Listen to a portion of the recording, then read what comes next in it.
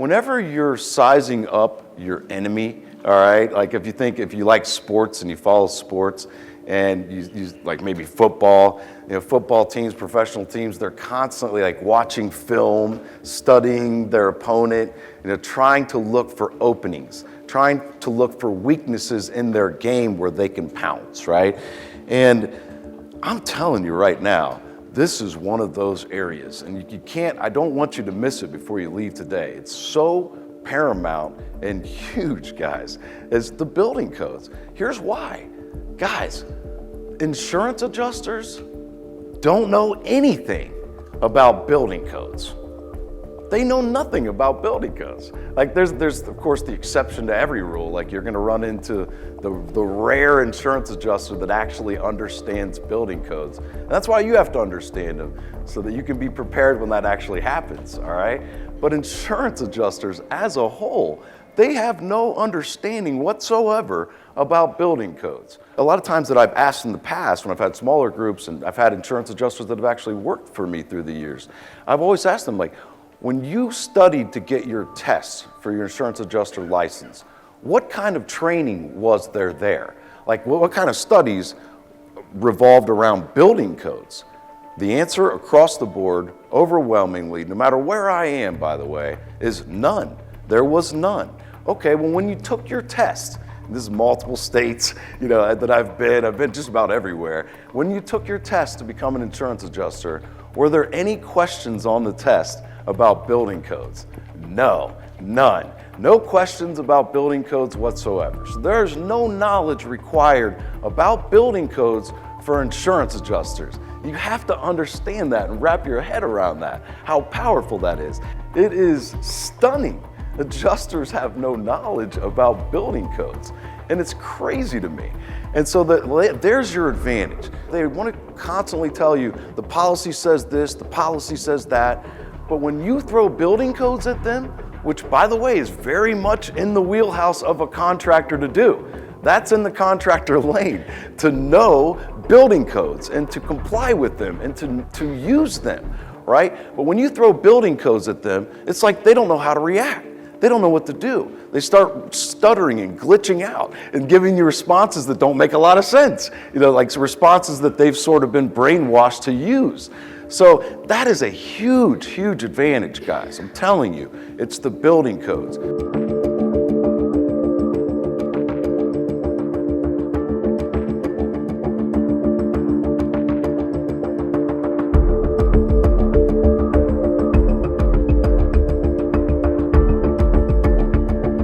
I want to say, I know that most of you came here, I think most of you came here because you're constantly getting pushback from insurance adjusters out there that are constantly saying things like, we don't approve that, or the policy doesn't cover that, the policy excludes that, so we're not going to pay for that, we don't owe for that, the policy doesn't owe for that.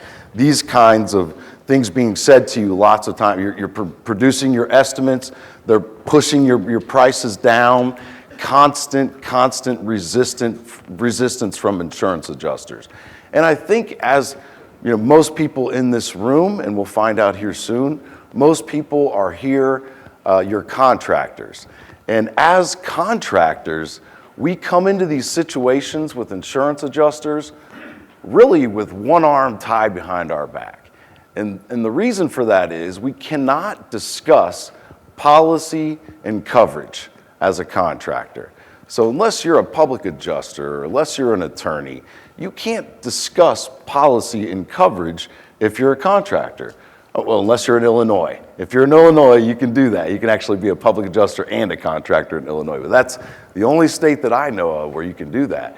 So what does that mean? It means that when an adjuster says, well, the policy doesn't owe for this, you can't go back to them and say, yeah, but the policy says this. Like you can't be policy experts as contractors, as tempting as that might be sometimes. For a lot of us more analytical people, we want to look into this and get better at our craft. We think we have to get better and be a better policy expert. But if you don't know anything about me, everything that I'm going to talk about today is not going to be about policy and coverage. It's going to be about things that you can do in the contractor lane. There are many, many things that a contractor can do. And there are far too many people out there saying that contractors are not allowed to discuss price with an adjuster, and contractors are not allowed to identify damage with an adjuster. And some people say, contractors shouldn't be out there meeting with adjusters at all. It's none of their concern. You just leave that to the homeowner and the adjuster.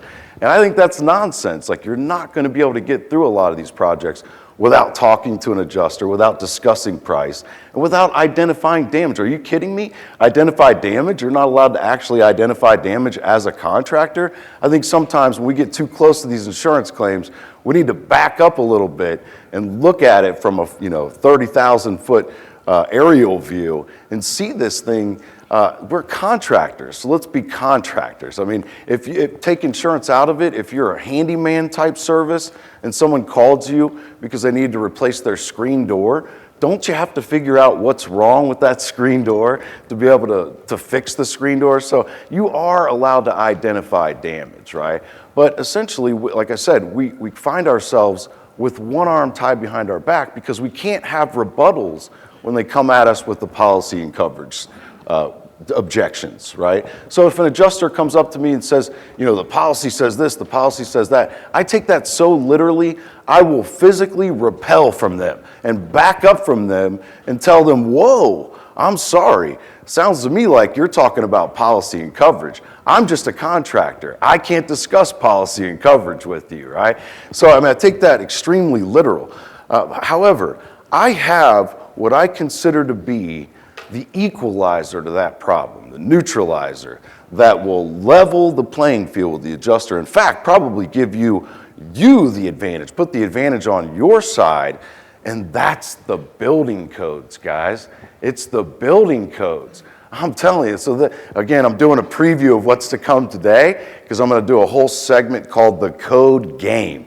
And you can see me getting excited about it. Many of you hear building codes, you're like, that's boring, What's so exciting about building codes? Well, I'll tell you.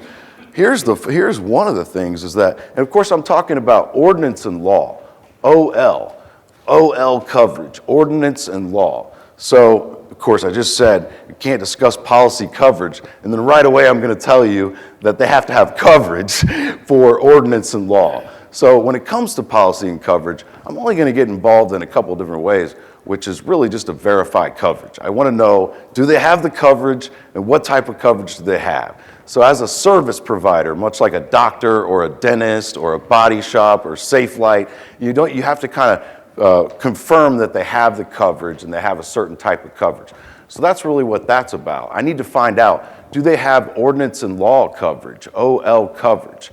And as long as they do have ordinance and law coverage, and we'll talk more about that later on today, as long as they have OL coverage, then that essentially means that any repairs that are being made, like that are part of the cause of loss, any of those repairs that are being made, if anything is not up to building code and complying with building codes, then those items also must be taken care of to bring them up to code.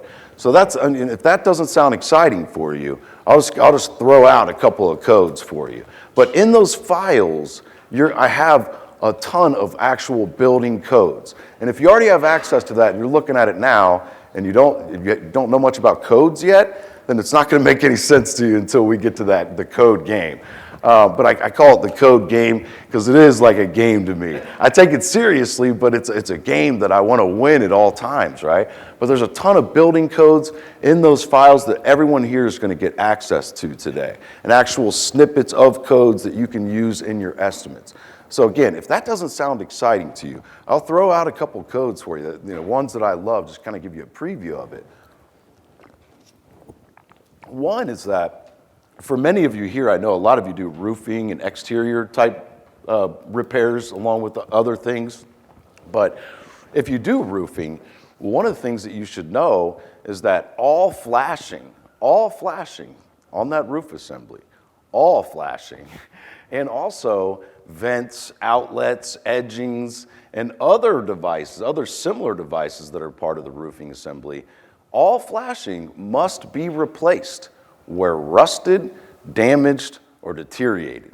Now that's a huge thing. Of course, you're thinking, well, flashing, so rust, I can tell that, right? It's deterioration, I can tell that. Damage is going to be damaged during the tear-off, right? Well, yeah, it's going to be damaged during the tear-off, but it's already damaged now. Because how is it installed? With nails. So it has holes in it right now. It's damaged right now. So, and a lot of adjusters, they'll be like, oh, I don't see any hail damage on there. I don't see any hail damage on those pictures. The code doesn't say anything about hail damage. Doesn't say anything about wind damage or anything like that.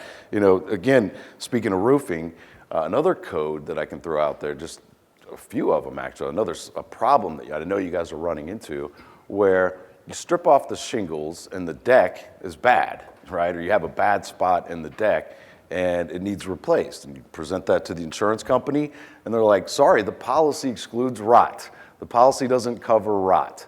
Well, rot, first off, guys, is a bad word. That's a word I don't use. Also, I don't use the word mold. I think a couple of you guys that are here are mold remediation contractors. So you would probably take issue with that, with me. But I don't like the word mold, because what causes mold? Anybody? Throw it out. What causes mold, guys? It's moisture, water damage, right? So it's water damage. I don't like the word rot because it's water damage. But there are four, and we'll talk more about those kind of problems also. But there are 4 different building codes that I could just launch out to you that can handle that deck problem that doesn't have anything to do with rot. Yes, the policy probably excludes rot, but if the policy has ordinance and law coverage, they have to pay to comply with the building codes. And that's what this is about. It's not building code upgrade coverage. That's what a lot of people call it, like code upgrades coverage. It's not code upgrade coverage. I call it building code compliance coverage, because believe me, it is the law. These things that I'm telling you, it is the law, and I'll prove it to you. No matter where you are, I know a lot of people came here from other areas, and many people do projects that are out in extremely rural and remote areas, and you'll say, Chad, there's no codes out here. There are codes there too. I'll prove it to you. There are building codes everywhere, and these things are required. But back to that deck, you can't roof over top of anything that has a water-saturated roof covering and or underlayment. So that could be a lot of things, roof covering or underlayment. That could be the layer of shingles that are there, or the second layer that's underneath, or what, mod bit, or felt. The deck itself, that would qualify. That's one building code. You also cannot roof over top of any water-soaked decking. That's a second building code. You also cannot, the deck itself has to be solidly sheathed.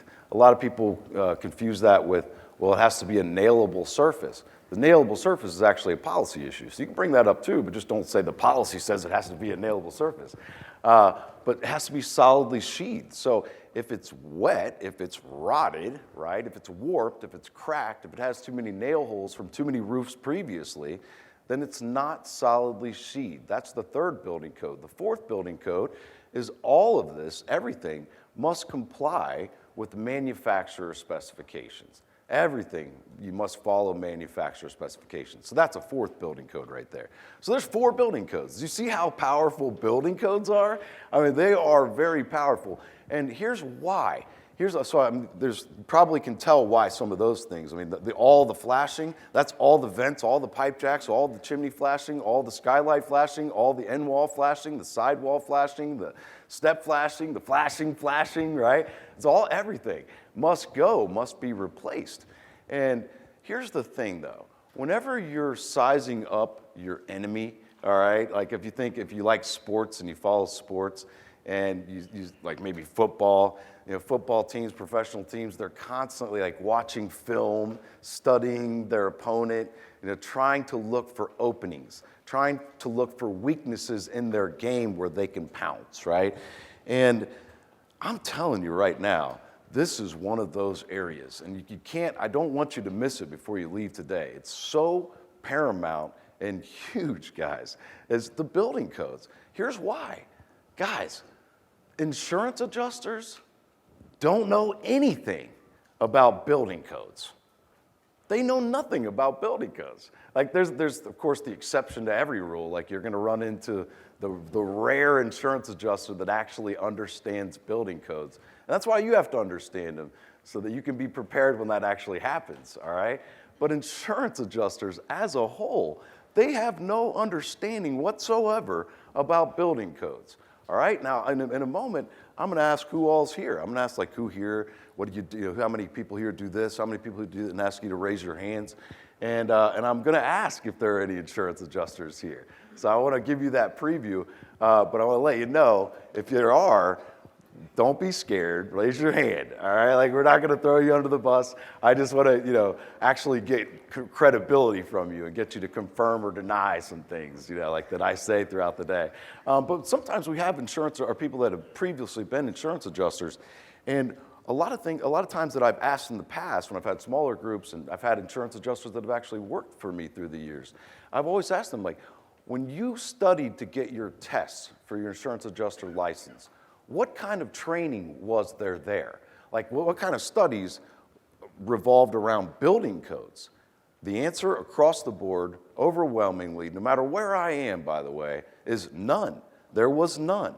Okay, well, when you took your test, and this is multiple states, that I've been just about everywhere. When you took your test to become an insurance adjuster, were there any questions on the test about building codes? No, none. No questions about building codes whatsoever. So there's no knowledge required about building codes for insurance adjusters. You have to understand that and wrap your head around that, how powerful that is. And then I ask them, what all insurance companies have you worked for? Nationwide, Allstate, USAA, State Farm, all of them, right? Independent insurance adjusting companies. How many of those provided you with training or orientation about building codes? None. It is stunning. Adjusters have no knowledge about building codes. And it's crazy to me. And so there's your advantage, because they don't know. They want to constantly tell you the policy says this, the policy says that. But when you throw building codes at them, which, by the way, is very much in the wheelhouse of a contractor to do, that's in the contractor lane, to know building codes and to comply with them and to use them, right? But when you throw building codes at them, it's like they don't know how to react. They don't know what to do. They start stuttering and glitching out and giving you responses that don't make a lot of sense, like responses that they've sort of been brainwashed to use. So that is a huge, huge advantage, guys. I'm telling you, it's the building codes. Now, here's another part of that, why it's so important for you today. All right, so we've gotten to the adjusters don't understand building codes. And I remember I mentioned you might run into the occasional adjuster that understands building codes. And that's why you have to be good at it. You have to understand them so you don't make yourself look silly, right? But you might think that, you might run into an adjuster that was a former contractor. And you might think that that's why they understand building codes. But here's the thing. Contractors as a whole, guys, contractors across the country, I don't care where it is, even in strict states like Florida, contractors don't know anything about building codes. That's pretty bold of me to say, right? Standing up here in front of almost 200 people, telling you I'm not going to call anybody out and ask anybody, do you know about building codes, and quiz you? Because I know there's some people here that know about building codes, especially some of my people that watch my content, people that have been to some of my stuff before. You should know about building codes. But I discovered this probably 7, 8 years ago. I'm in these industry groups on Facebook, like a lot of you are. Like, I recognize some of you from those groups. And groups of different contractors, and people are getting help from each other. And a guy gets in there and says, hey, can someone send me the flashing code?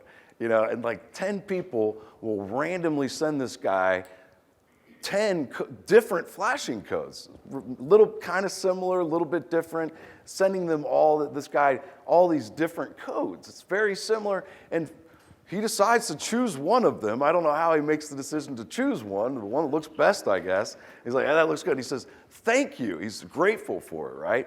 He uses the code. And I can see by the question that the guy asking for help doesn't have any understanding of building codes. And I can see that everyone that offered the help don't have any understanding of building codes. I know that because for me to offer him the right building code, I'd have to ask him first, where's it located? And is it residential or is it commercial? It's something you guys will be able to do today. You'll have a perfect understanding of how to narrow it down to even find the right code to use, right? And nobody asked that question. So it's like the blind leading the blind. And the guy is grateful because he takes that code and he uses it and submits it, and it works. It works. Why? Because the adjusters don't know anything about building codes. So that's why it works. And I identified this problem, and I've been stunned by it. I've gone across the country and have met thousands of contractors, and most contractors, I've privately trained companies, I come in, and most contractors, even big organizations, big companies, are not using building codes, guys. It just blows me away. So think about this. When a client says to you, hey, we're thinking about hiring you, but we want to interview 2 other contractors before we make the decision. Well, I mean, this little segment that I'm going to give you today, called the Code Game, it's only 25, 30 minutes. It won't even take long to get through it, and you guys will understand. I'll ask for questions, and it's strangely one of the segments that people don't have a lot of questions about. Like, we'll get through it quick, you'll wrap your head around it, and when you do that, you can then try to give a mini version of that to every client you come in contact with. I think the way to sign up a client is through education. You know, I think it's the way to do it is to be transparent and to educate the client, the information, right? So you can give a mini version of the Code Game and educate your client about their project. Like, what State Farm say about your chimney, and educate them about that, right? And so if they say to you that they want to meet with 2 other contractors, you're like, great, why don't you ask them this question, and this question? Because any contractor that comes out there is going to be exposed. Because again, most contractors don't know anything about building codes. So there's an edge over your competition.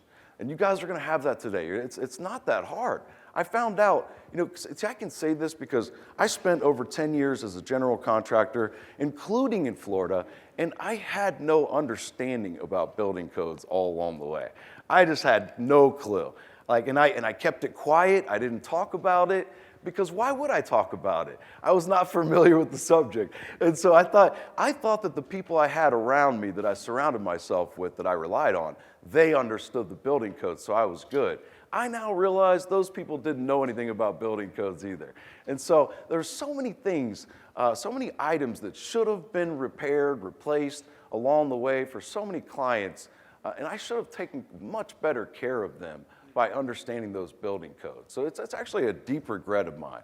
And that's part of the reason why I do this. You know, I want to get hundreds of contractors to go out there and do that differently. But I looked at it like it was a Japanese language, you know, the code books, and to me, and I don't speak Japanese, so it was very difficult for me to unlock that part of my brain. But someone really helped me and came along and simplified it for me. And it made it very easy for me to understand. Hopefully I can do that for each and every one of you here today. So back to the housekeeping items, the things that you're going to get today, the items in the files, all those building codes. I hope I've convinced you by that. It's extremely valuable. And when you look at it now, it probably won't make a lot of sense to you, but it will after we get to that segment. So again, you have the documents, the files, the building codes, the 27 different estimates. Just to recap, if you do not receive that email from IES Certified before the end of the day, see Janelle. She's going to be working on it throughout the day. So if it gets about lunchtime and you haven't seen it, make sure you see Janelle because she could set you up right there just to make sure you receive it. Some people, it goes to their spam filter or something like that. And we just want to make sure that everyone gets access to those files. We're always going to get people email us later like, hey, I never got the files you were supposed to send. Like, we're not sending any files out to anybody. You're going to get an invitation to set up your user account at IES Certified. So look for that email from IES, right? We'll do one break in the morning at probably about 10:30, 10:45, depending on where we are in the content. And then we'll do lunch from 12 to 1. And that'll be across the way in another area with banquet style tables set up. And it's gonna be a good lunch. Like, it's gonna be a full on buffet lunch. This is not one of those things where you come to and they give you little box lunch and some potato chips. No, it's a good buffet. I always try to do that right. Like, I have a lot to do with that. I wanna make sure that we really give a lot of value. I think, with the files, the documents and with the lunch, you should be good to go. No, but anything I say should be a bonus. But again, I'm gonna do my very best throughout the day. And we'll build a lot of sort of basic foundation. It'll be a little bit more basic and slow in the morning as we go. And as we build, it'll become more and more advanced. So I think most of you will be wore out by the time we leave. It's gonna come at you all day like a fire hose, and you just have to, get it where you can. Some people take notes, some people listen. You can record, do whatever you want, and I understand that you're gonna need to. All of you guys are running a business to take care of clients, so you may need to get up and leave and take calls, and there's coffee out there, so help yourself. No one's gonna get angry about that. But again, that kind of recaps all my intro stuff. Again, I just want to thank you for coming. And I'm going to kind of go from all of that now into what I consider to be the 3 main categories of insurance restoration.